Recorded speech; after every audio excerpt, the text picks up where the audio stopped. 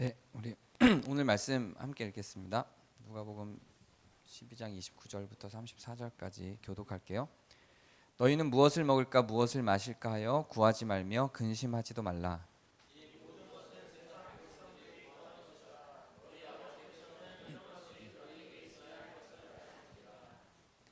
다만 너희는 그의 나라를 구하라. 그리하면 이런 것들을 너희에게 더하시리라.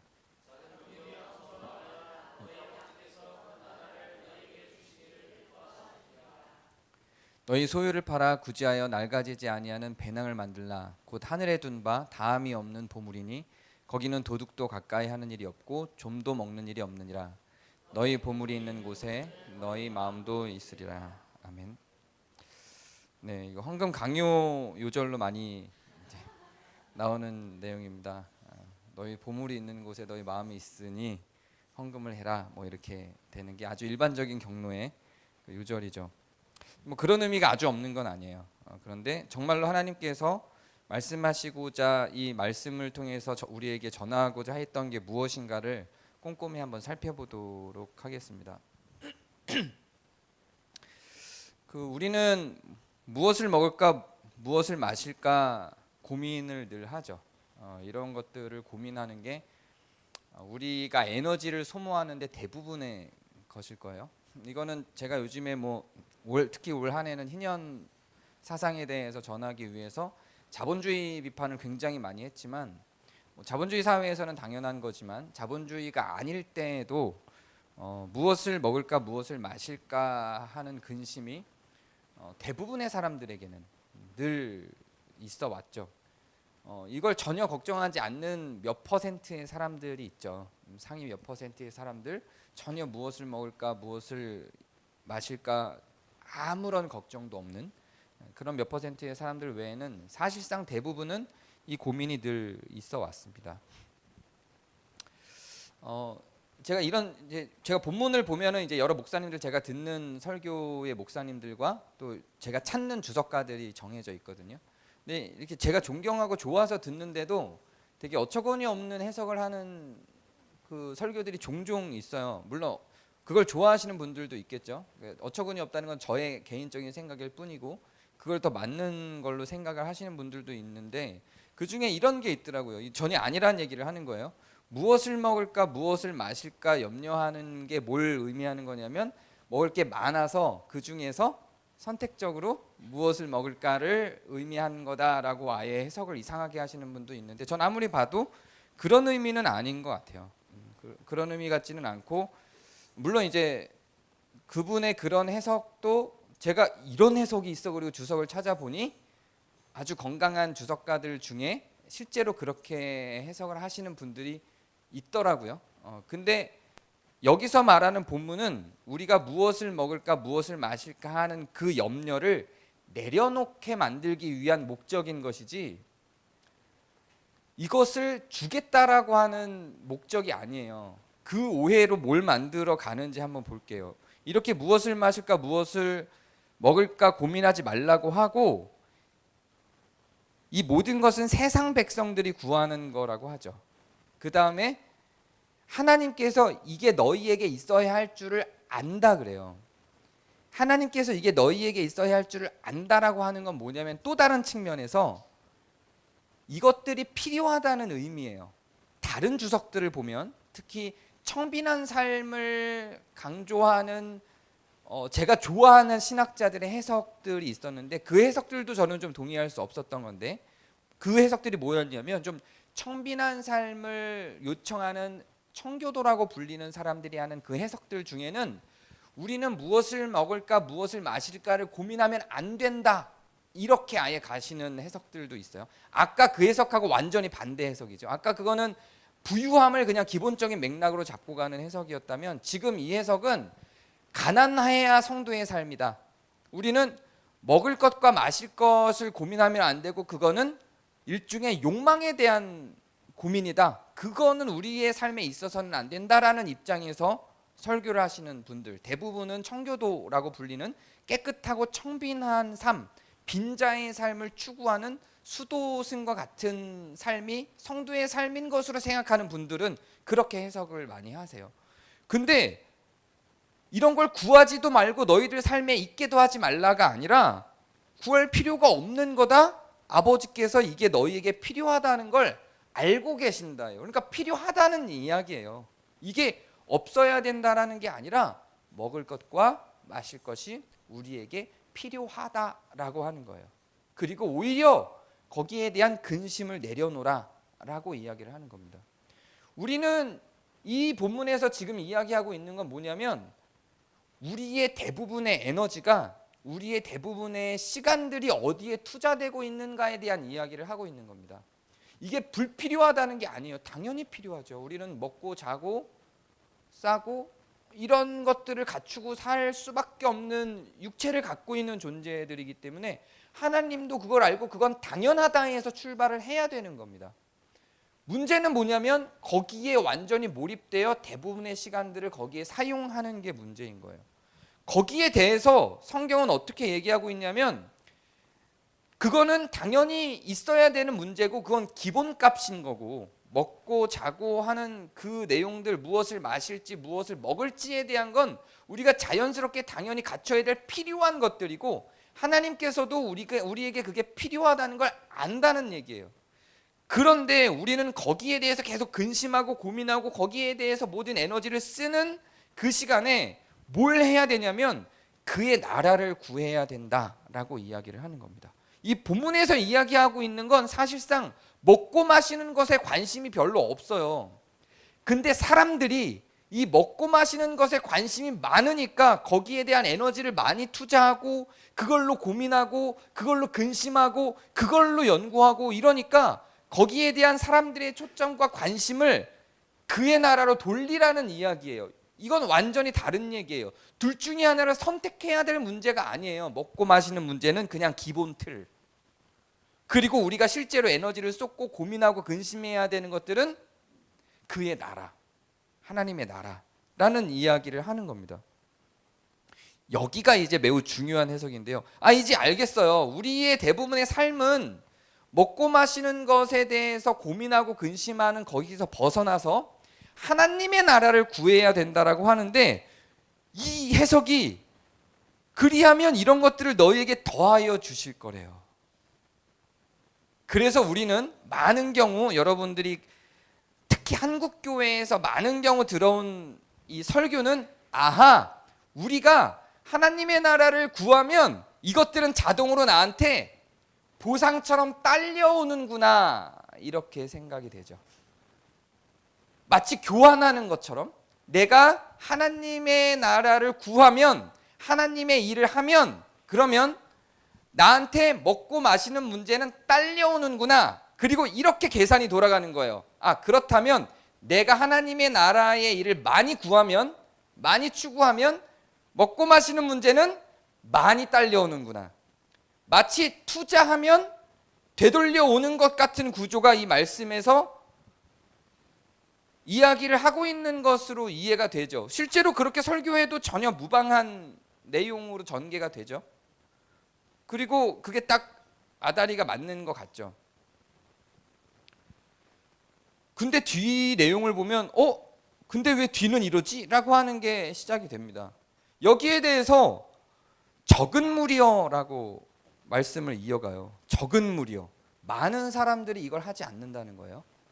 만약에 진짜로 정말로 그의 나라를 구하면 다른 먹고 마시는 문제들이 다 해결될 뿐만 아니라 그의 나라를 구하는 만큼 더 잘 해결되는 구조라면 이런 구조라면 적은 무리일 수가 없는데 적은 무리여라고 해요. 그리고 두려워 말라라고 이야기를 하면서 아버지께서 이 표현이 매우 중요해요. 그 나라를 너희에게 주시기를 기뻐하느니라 그래요. 나라 개념으로 와요.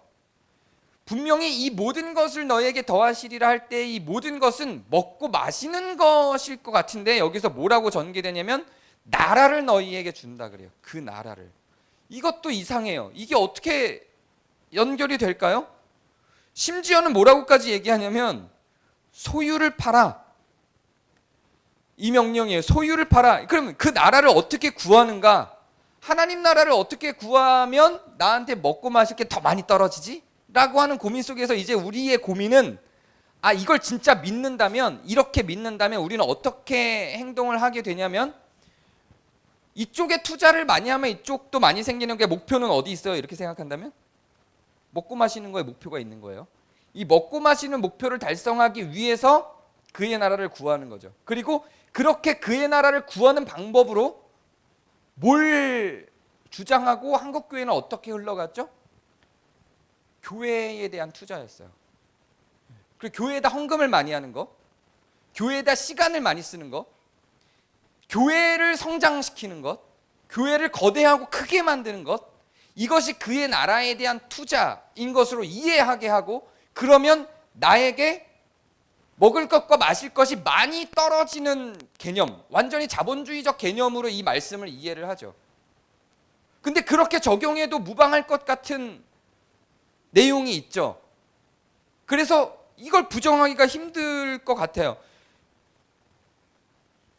근데 여기서 걸리는 거예요. 너희 나라를 구하는 방법을 뭐라고 하냐면, 소유를 팔아, 구제하여 배낭을 낡지 않는 배낭을 만들으래요. 그게 다함이 없는 보물이래요.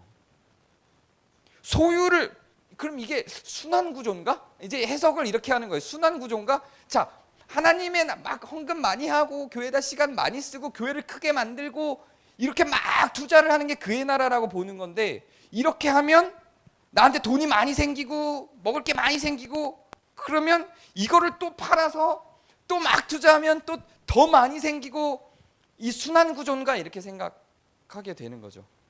제가 헛소리 하는 게 아니에요. 경제 부흥회라는 부흥회가 한참 유행했었어요. 그리고 왕의 재정이라는 책이 있어요. 우리나라 한동안 왕의 재정이 거의 10년 넘게 우리나라 기독교계 1등 판매 베스트셀러였어요. 1등. 그것만으로도 엄청 벌었을 거예요. 저는 그 왕의 재정을 쓰신 분이 실제로 부흥회 인도하는, 부흥회를 하는 교회의 부교육자로 있었고, 제가 그분을 직접 모시고 대화 나누고 그분의 강의를 3박 4일 내내 들었어요. 그분이 막 모든 성도들을 안수하러 가고 막 이러기 때문에 불가피하게 원치 않았지만 어쩔 수 없이 부흥회 전에 부교육자들 먼저 안수를 받고 왕의 재정의 안수를 받고 했어요. 그분의 논리예요, 지금 이 논리가. 근데 그분만의 논리가 아니라 대부분의 한국 교회가 갖고 있는 논리예요. 이 순환 구조. 많이 헌금하면, 그래서 많이 돈을 벌고, 이걸 또 팔아서 헌금하면 또 더 많은 돈을 벌고, 이런 약간 투자에 대한 결과로 오는 자본주의 교육을 받은 사람들의 개념 속에서는 이해가 쉽죠. 자연스러워요. 그게 이 해석을, 이 성경을 해석하는 한국 교회의 가장 많은 해석이에요. 실제로 그렇게 해석하는 학자가 없는 건 아니에요. 근데 오히려 우리 한국 교회에는 이 원리가, 이 본문을 해석하는데 팽배하지만, 학자들 중에 이렇게 해석하는 학자는 10명 중 1명이에요. 거의 없어요. 그럼 대부분의 학자들은 어떻게 해석을 하는가? 종교개혁을 하셨던 종교개혁자들과 1세기 당시, 1세기, 2세기 당시의 교부들, 정말로 예수님의 말씀을 배운 제자들로부터 바로 배운 속죄자들, 그 속죄자들로부터 또 바로 배운 교부들, 이런 분들은 여기를 어떻게 해석하는가? 이렇게 찾아봤어요. 완전히 개념이 달라요. 제가 그분들의 해석으로 다시 한번 가볼게요. 이 보물 있는 곳에 너희 마음도 있으리라, 이것도 이제 아까 그 순환 구조에서는 계속 헌금을 순환시키는 구조죠. 그리고 간증하는 사람들도 와서 보면 간증도 다 이거죠. 제가 망하기 일보 직전이었습니다. 집 한 채밖에 안 남았습니다. 1억 5천이었는데 그거 다 팔아서 1억 5천을 헌금했더니 사업이 대박나서 10억이 됐습니다, 여러분. 뭐 이러면 이제 막 아멘 이러면서 이렇게 박수치고 막 할렐루야, 막 나도 원해요, 막 이렇게 가는 거잖아요. 근데 그 구조가 실제로 통하는 사람들이 있기는 있었던 거죠. 근데 그 0.01%의 경험자들을 토대로 나머지 99.9%가 그거를 기대하고 바라고 투자를 해요. 그러면 이 세상의 모든 부는 그 사람들에게 달려 있었어야 되는 거예요. 근데 지금 세계 최고의 부자는 누구? 일론 머스크. 기독교인은 아니에요. 사실 일론 머스크가 세계 최고의 부자로 등극이 돼 있지만 일론 머스크 아닙니다. 그 만수르가 한때 세계 최고 부자라고 했었어요. 제가 이거 이렇게 밝혀도 되나? 제가 사우디에 있을 때 만수르가 세계 최고의 부자라고 했었는데, 근데 사우디의 왕자가 그 기사를 보고 이런 말을 했다는 기사가 사우디에 난 적이 있는데, 만수르는 재산이 집계가 되니까 이게 1등이 된 거야 라는 말을 했다고 해요. 네. 그러니까 그런 거예요. 사실 일론 머스크 그렇게 따지면은 기독교가 아니에요. 이슬람이에요. 그럼 우리는 이 원리면 이슬람으로 다 개종을 해야 되는 거예요. 그게 아니라니까요. 여기서 어떻게 이걸 말하고 있는 건지, 올해는 우리가 이거 희년에 대한 연장선이에요. 그의 나라잖아요. 희년이 선 나라를 의미하는 거예요. 그런 눈으로 다시 한번 보도록 할게요. 희년이 선 나라를 눈으로 보면 너희는 무엇을 먹을까 무엇을 마실까 근심하지 않아도 돼요. 왜냐하면 기본적인 농사지을 땅과 먹고 살 수 있는 토대가 그냥 마련돼 있어요. 모든 사람에게.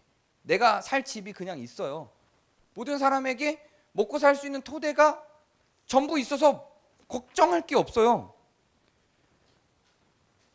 그리고 이거는 하나님께서 우리에게 이게 필요하다는 걸 당연히 알고 있어요. 그래서 우리는 뭘 해야 되냐면 하나님이 꿈꾸시는 그의 나라를 구하는 거예요. 그러면 그 안에 이 모든 게 다 더해져 있어요. 하나님이 어떤 나라를 원해요? 그의 나라는 뭐예요? 하늘에서 이룬 것까지 땅에서도 이루어질 때 그 하늘에서 이루어지는 나라는 뭐예요? 하나님의 나라라고, 하나님이 통치하시는 나라는 이렇다라고 정의 내린 게 성경에 있어요. 그의 나라라고 할 때 그 그의 나라에 대한 정의를 우리는 상상하죠. 뭘로? 자본주의 토대로 상상해요. 지금 우리가 간편하게 지금 우리가 살아가는 이 시대에 성경이 아니라 지금 우리가 살아가는 이 시대에 하나님의 나라 그러면 어디가 떠올라요? 교회가 떠올라요. 세상과 하나님의 나라가 분리돼 있죠. 자꾸 이 이분법적으로 생각하죠. 이게 근본주의적 개념이에요.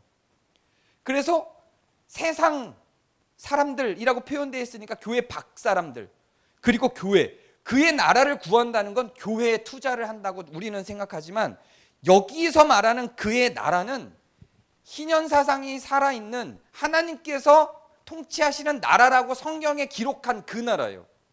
하나님께서 통치하시는 성경에 기록한 그 나라란 다른 게 없어요. 안식과 희년이 살아있는 나라예요. 하나님께서 내가 통치하는 나라, 하나님의 통치하는 나라로 성경에 기록된 건 바로 그 희년 사상이 살아있는 나라예요. 부유한 자들은 자기의 재산을 팔아 가난한 사람들을 먹이고, 그 가난한 사람들이 함께 살 수 있고, 나라가, 실제 나라가 정말로 정부가 영적인 나라가 아니라 진짜 살아있는 정부가, 우리가 살아가는 발을 딛고 있는 땅을 통치하는 그 정부가 모든 사람들이 집을 가질 수 있게, 직업을 가질 수 있게, 심지어는 지나가는 나그네조차도 먹고 살 수 있게, 직업이 없는, 기본적으로는 직업을 가질 수 있게 해주지만 직업이 없는 장애인과 고아와 과부와 이런 모든 사람들이 일을 하지 않아도, 일을 못하는 조건에 있는 그 사람들이 일을 하지 않아도 먹고 살 수 있게 만드는 그 나라, 희년 함께의 희년 사회가 주장하는 그 하나님의 나라가 성경에 분명하게 그의 나라라고 기록이 돼 있어요. 우리가 1년 내내 그걸 배웠죠. 그의 나라가 오면, 그 나라가 오면 우리는 먹고 무엇을 마실까 무엇을 먹을까 고민하지 않아도 돼요. 우리가 추구하는 나라라고 하는 건 교회에 헌금하고 이것만을 의미하는 게 아니에요. 그걸 의미하는 게 아니라 실제로 그의 나라를 구하는 거, 하늘에서 이룬 것까지 땅에서도 이루어지게 하는 그 나라, 성경에 기록된 하나님이 통치하시는 나라라고 하는 그 나라, 그 나라를 의미하는 거예요. 이거는 하늘나라만의 거기에 막혀 있는 게 아니에요. 그것도 포함해요. 그것이 이 땅에서 실현되는 것까지를 포함하는 거예요. 하나님이 통치하시는 그의 나라를 구하는 거예요. 그럼 이런 것들은 거기에 그냥 다 제공되어 있는 거예요. 더하시리라고 하는 것도 그것들이 다 제공될 것이다 라고 표현해요. 원래의 문구는 거기에 이제 영어 문구만 봐도 provide예요. 원어도 마찬가지예요. 그건 그 나라 안에 그것이 다 제공되어 있다 이렇게 표현하는 거예요. 그게 다 제공돼 있어요. 무엇을 먹을까 무엇을 마실까가 그의 나라에 다 제공돼 있다고요. 그러면서 이렇게 얘기하죠. 적은 무리여 무서워하지 말라.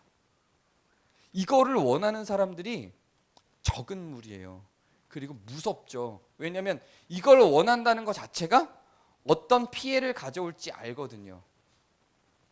이거는 하나님의 희년을 왕들이 원할 리가 없고 정부가 원할 리가 없어요. 로마는 더더욱 원할 리가 없죠. 적은 무리여 무서워하지 말라. 아버지께서 그의 나라를 너희에게 주시기를 기뻐하느니라. 완전히 해석이 달라지죠. 이제 개념이 확 바뀌죠. 그리고 아까 그 축복의 순환 원리 가운데에서는 뭔가 걸리적거리고 이게 뭐지라고 했던 게 깔끔하게 해석이 되죠. 앞뒤가 다 맞죠. 그러니 너희 소유를 팔아서 자선을 베풀어라. 자기를 위하여 낡아지지 않는 주머니를 만들고, 내 주머니를 만들고 하늘에다가 없어지지 않을 재물을 쌓아두어라. 이 하늘도 하나님의 나라예요. 거기에는 도둑이나 좀의 피해가 없다. 하늘에서 이룬 것이 땅에서도 이루어지게 만드는 그 모든 과정을 이야기하는 거예요. 그러니 너희 보물이 있는 곳에 너희 마음도 있다가 완전하게 연결이 되죠. 그 뒤도 마찬가지예요. 허리에 띠를 띠고 등불을 켜고 서 있으라. 쭉 그렇게 이어져 가는 거예요. 여기서 이제 혼인잔치 이야기가 나와요. 예가 이제 혼인잔치의 예로 이어져요. 하나님께서 그의 나라라고 할 때는 이분법적으로 이야기하지 않습니다. 전에 제가 이 철학적으로 이 희년에 대한 가치를 설명할 때 플라톤이라는 사람이 만든 철학 이야기를 했을 거예요. 플라톤이 만든 철학에는 이데아라는 게 있고 현상이라는 게 있어서 우리가 땅을 딛고 살아가는 지금 이 세상과 이 세상을 초월한 이데아라고 하는 또 다른 세계가 있고, 그 이데아가 본체고 우리가 땅을 딛고 살아가는 이건 허상인 것으로 그림을 그려요. 근데 그게 신학계로 들어와서 플라톤이 말한 이데아라고 하는 건 아이디어예요. 아이디어. 이성을 의미하는, 이성적 세계의 어떤 원형을 의미하는 건데, 종교계에서는 그걸 천국과 이 땅으로 나눠서 천국이 본체고 이 땅은 허상이고, 이 땅에서는 고통받고 힘들고 고뇌고 쓰레기 같은 인생이고 그림자 같은 삶이고 이렇게 표현하고, 우리는 하늘만 추구하면 돼. 그러니까 이 땅에서 고통스러운 건 그만큼 곧 하늘에선 축복받을 거야 라고 하는 이분법적 사고를 만든 철학 사상이에요. 종교 사상이 아니에요. 그게 기독교로 들어와 버렸어요. 그래서 그게 최대치로 강화된 게 근본주의와 구원파예요. 근데 성경은 그렇게 얘기하잖아요. 성경은 하늘에서 이룬 것이 땅에서도 이루어지기를 바래요. 그게 하나님의 나라예요. 이거는 통합된 세계예요. 이걸 분리하려고 하지 않아요. 우리가 하늘에서 추구하는 삶이 있다면 그건 지금 우리가 땅을 딛고 살아가는 이 세상에서도 그걸 추구하게 하는 게 성경적인 가치고, 지속적으로 계속 성경은 이걸 구분 없이 이야기라고, 예수 그리스도께서 천국 복음을 전하신다라고 사람들한테 얘기하죠. 그래서 예수님이 전하시는 설교들을 전부 천국 복음이라고 표현을 해요. 천국 복음이라고 하는 건 이분법적으로 이 땅에서 삶을 포기하고 저 나라만을 추구하고 살아라가 아니라, 하나님께서 만드신 그 나라, 하나님이 추구하시는 그 나라가 이 땅에서도 실현되기를 바란다는 의미의 복음으로서 천국 복음이에요. 그래서 주기도문에 하늘에서 이룬 것 같이 땅에서도 이루어지기를 원하는 그 하나님의 뜻을 선언을 하는 거죠. 예수님의 천국 복음 말씀은 계속 이게 반복이에요. 정말로 너희들이 믿음이 있고 하늘나라에서 펼쳐질 그 세계를 원한다면 그게 이 땅이 너희들이 살아가고 있는 지금도 그렇게 사는 것이 맞는 거야 라고 이야기를 하는 거죠. 제가 희년 함께를 이렇게 계속 했더니 이제 여러 불만의 소리들이 저한테 이제 직접적으로, 직간접적으로 이렇게 뭐 내용이 어려워도 있고요. 좀 더 신앙적으로 들었으면 좋겠어요도 있고, 그래서 어쩌라는 거예요 이런 말도 있고, 여러분들이 이제 말씀을 해주세요. 충분히 이해가 돼요. 어쩔 수 있으면 어쩌는 게 좋죠. 근데 어쩌라는 게 아니에요. 예를 들어 볼까요? 제가 그동안 희년에 대한 그 사상을 쭉 이야기하면서 여러분에게 어쩌라고 한 게 아니에요. 여기에 대상이 뭐예요? 집 2채 이상 있는 사람들 집 1채 팔으라, 이것까지도 아니었어요. 그래도 어쨌든 이 설교들의 대상이 되려면 제가 1년 동안 했던 희년 사상의 설교를 들어야 되는 대상은 최소 집 2채 이상인 사람들이에요. 그리고 내가 거주용으로 사는 집이 아닌 다른 그리고 내가 생계를 위해서 또 다른 어떤 장사를 하는 그 두 개를 제외한, 그게 땅과 농사지을 땅과 내가 살 집인 거죠. 그게 기본적으로 모든 인간들에게 주어지게 하는 게 희년의 목적인 거잖아요. 근데 그거를 넘는 무엇인가, 집이 3채, 4채 이렇게 있는 사람들이 들으면 아, 이거 어떡하지? 이래야 되는 거예요. 만약에 정말 우리 교회에 그런 분이 있으시다면 고민하셔야 돼요. 고민하시는 게 좋아요. 그러면 그 사람들은 베풀어야 될 사람이고 긴장하고 봐야 될 말씀이기는 해요. 그건 분명하죠. 근데 그렇지 않다면 그냥 어쩌라는 게 아니라 이해하라는 거예요. 세계관을 위한 거예요. 성경에 있는 말씀들이 반드시 실천적으로 적용되지 않아요. 이게 우리가 성경을 볼 때 갖는 매우 중요한 패단이에요. 이 패단을 누가 만들었냐면 큐티가 만들었어요.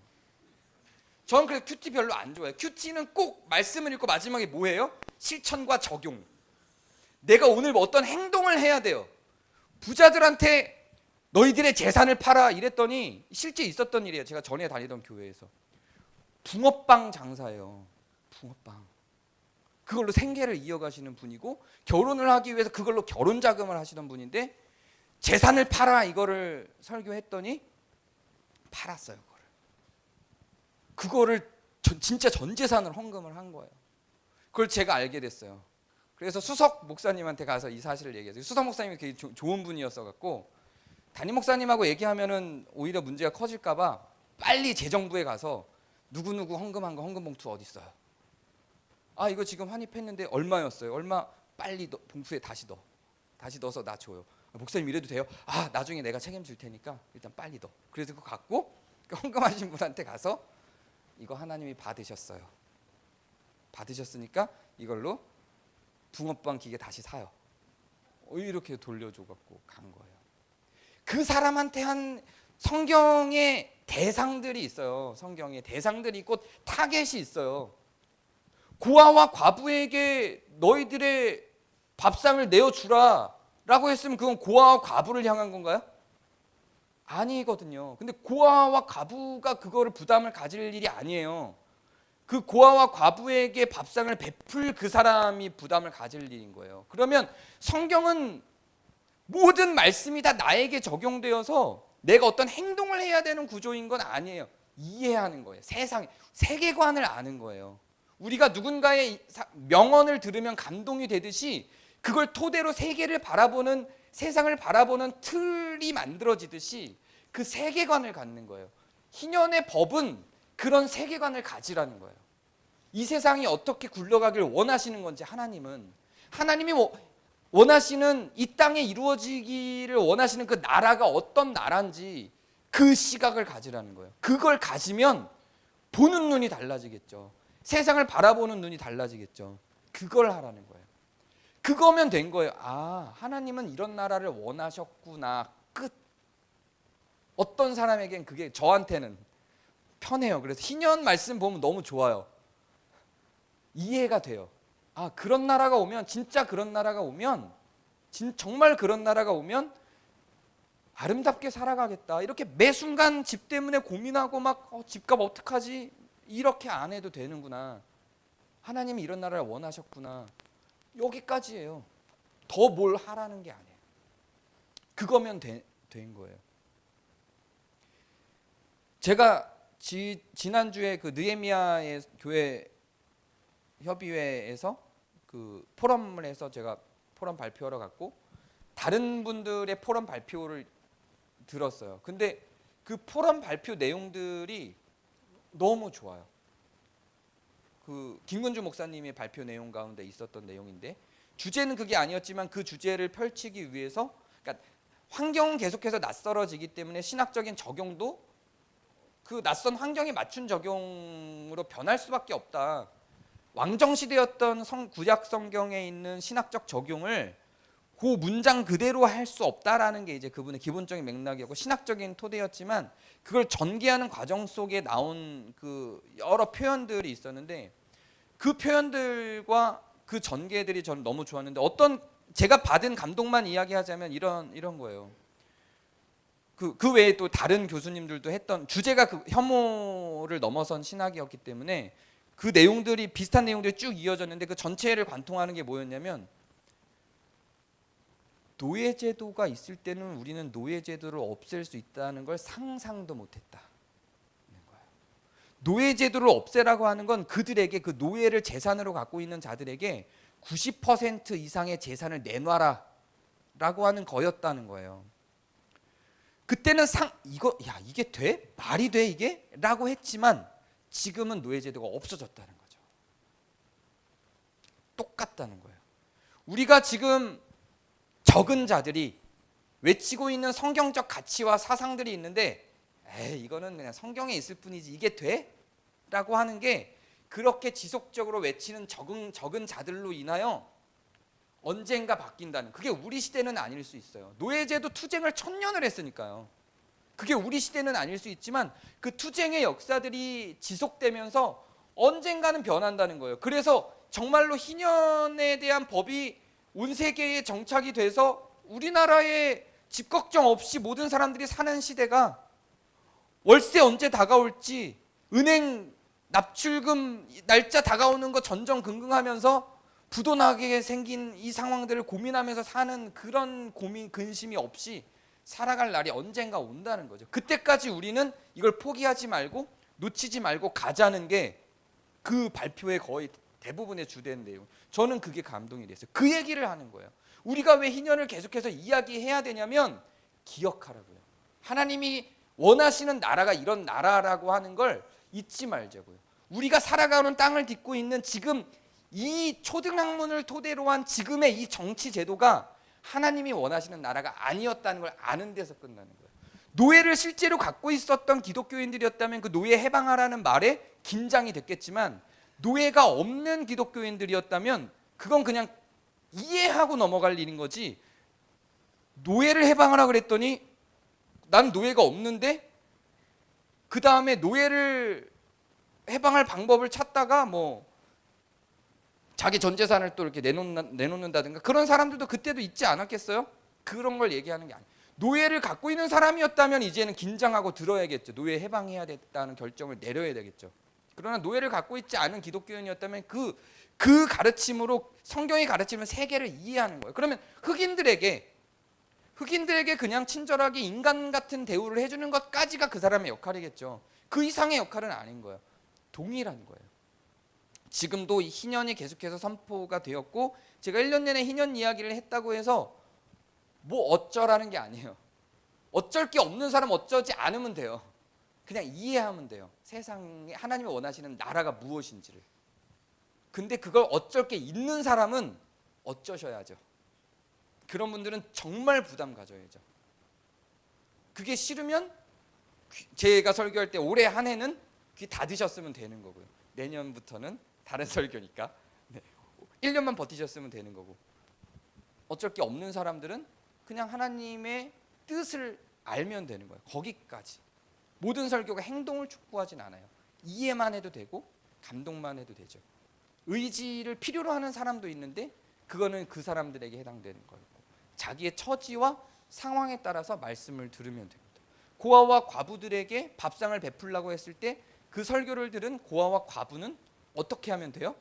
밥상으로 가면 돼요. 나그네들에게도 밥상을 베풀려고 그랬어요. 이방인들이 이스라엘 지나다가 이스라엘 사람들이 나그네들에게 어떻게 하라는 걸 들었다. 그럼 그 사람 어떻게 하면 돼요? 밥상을 베풀러 가면 돼요. 이건 저희도 경험해요. 제 아내와 제 가족들은 아랍 세계에서 수년을 있었고 실제로 그 아랍 세계에서는 가다가 지나가다가 옛날에는 우리나라도 그랬던 것 같은데 밥 좀 필요합니다. 밥 좀 먹을게요. 그러면 밥을 그냥 내주는 거예요. 그게 구약 모세오경은 공유하니까요. 이슬람도. 그래서 그냥 자연스럽게 그렇게 하는 게 지금도 아랍 세계에는 존재하는 삶인 거죠. 그냥 거기까지. 그런 나라를 원하신다라는 그냥 이해하는 데까지만 있으면 되는 거고 나그네나 고아와 과부의 입장에 있는 사람들은 그걸 또 누리면 되는 거고, 그걸 베풀어야 되는 입장에 있는 사람들은 그걸 베풀어야 될 부담을 가질 수 있는 거죠. 그래서 오늘의 말씀도 마찬가지로 하나님의 나라가 이러하다라고 하는 걸 이해하시면 돼요. 보물이 있는 곳에 너희 마음이 있다라고 해서 정말로 어떤 행동을 하라는 게 아니에요. 행동해야 된다고 생각되고 행동을 해야 될 사람이라고 생각되면 행동하시면 돼요. 그렇지 않고 이거 그래서 어쩌라는 거지라는 생각이 드시는 분이 있다면 이해하시면 돼요. 하나님의 마음을 거기까지만 있으시면 충분히 이 말씀은 여러분 우리 안에서 살아 움직인 결과물이 된 겁니다. 제가 기도하겠습니다. 은혜 하나님, 주님께서 하나님의 나라를 꿈꾸시며 이 땅에 하나님의 나라를 선언하시고 선포하셨을 때 강력한 반대와 분쟁과 그리스도를 향한 공격과 그 부담에서 나오는 재산을 지키기 위한 가진 자들의 항쟁들이 있었음을 봅니다. 더불어 은혜와 누림과 감사와 또한 그 누림을 하나님의 나라를 기대하는 많은 예수님을 따르는 사람들이 있었음도 봅니다. 너무나도 명확하게 가난한 사람들을 위하여 오신 예수 그리스도의 발걸음들을 우리가 성경의 말씀과 예수 그리스도의 흔적들을 통해서 확인합니다. 주님, 이 땅에도 그의 나라가, 하나님의 나라가 도래하게 하여 주시옵소서. 그래서 모든 사람들이 자기의 집을 갖고 자기의 먹을 것을 고민하지 않으며 마실 것을 고민하지 않으며 모두가 이렇게 다 함께 살 수 있는 하나님의 나라를 꿈꾸고 그 하나님의 나라를 추구하는 그런 하나님의 세상이 이 땅에 도래할 수 있게 도와주시옵소서. 속히 그 나라를 우리에게 허락해 주시옵소서. 우리 구주 예수 그리스도의 이름으로 기도합니다.